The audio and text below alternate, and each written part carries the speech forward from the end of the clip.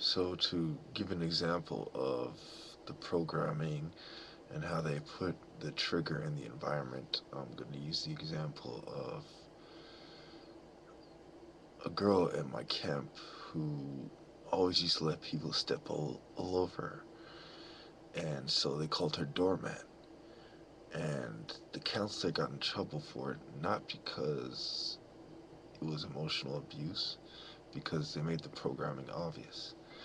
So they said, "You're a doormat." So everyone has something that they would mess with them about. Me, it was about being a gangster. It was about being tough. It was about women. There were certain things they knew that everyone was sensitive about, which made them inclined to, be, behave in a way that society didn't accept.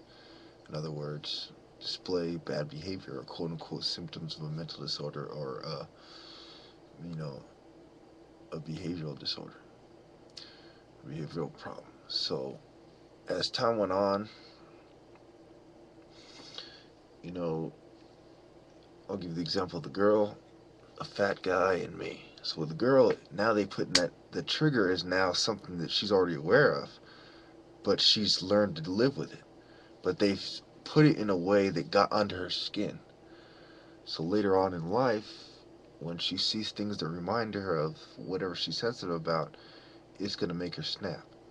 So if she's not doing the New World Order's agenda, well, now we know what to make you, what makes you tick.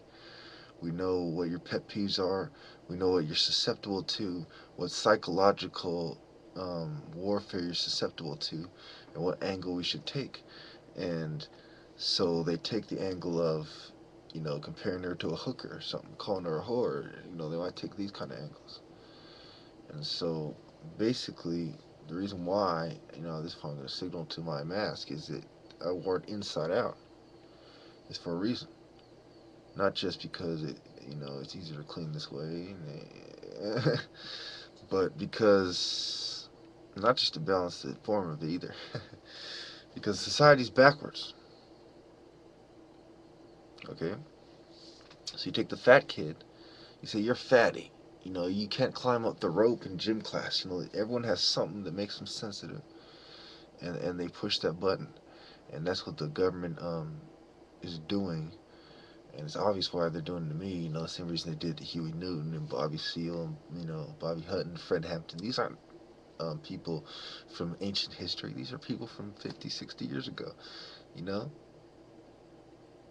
and that, when I say that, that's before they were born. You know that some of these people, like I'll take a little Bobby Hutton. He was 19 years old when he died. Okay, so if you understand the timing, it's 2012. Okay, he was 19 years old. He got gunned down. Okay, Panthers were one of the Panthers. That's 70s and 80s. So as the political environment really grew and the Black Panthers took form, um, they were using these methods, and so these methods they still have around. And even Obama himself made references to some of the um, memorandums, some of the notes that he saw when he got into office. He said, "You guys still have these policies around. This is still the way you do things."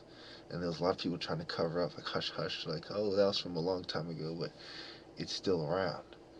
And they got him to get used to it, you know. So basically, they have figured out what makes me tick, and I have taken away their kind of power by telling you all what's going on and telling you all what makes me tick. Okay, so what we have here is a secret government, and it's being run by secret societies. And if we replaced everyone in government, they would replace them with other secret societies and immediately control the movement to replace them.